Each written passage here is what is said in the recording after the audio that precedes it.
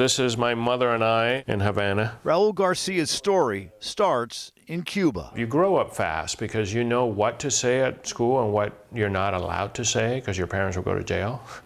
We have a fantastic state. Today, he wants to go into politics. He originally entered the race for governor, but now has his eyes on Washington, D.C.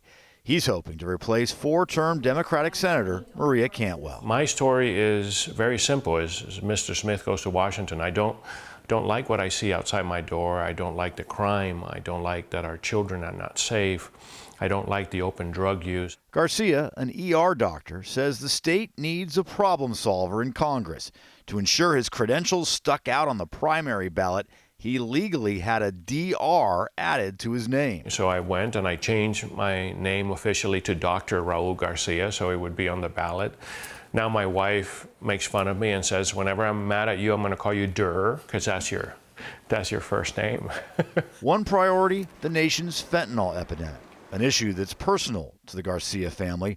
Their oldest son, Devin, battled addiction and showed up on their doorstep one night. And there he was, skinny and homeless and scared and hungry. And he got on his knees and said, Mom, if you don't help me, I'm going to die.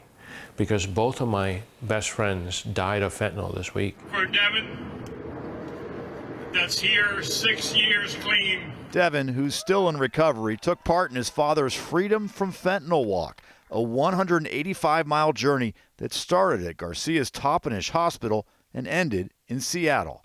He says in the Senate he would push for tougher fentanyl laws. This will give manslaughter felony charges to drug dealers and involuntary mandatory rehabilitation for addicts. Garcia won't say if he's voting for former President Donald Trump, but says he will not vote for any nationwide abortion bans.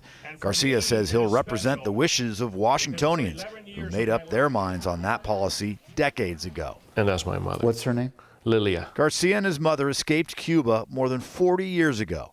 He says he is still inspired by her desire to give him a better future. That fire built the greatest country in the world, and I want that place to honor this country for everything it's done for me, to pay back this country for everything it's done for me, and to make sure that our children have that American dream capability and that is strong. In Yakima, Drew Mickelson, King 5 News.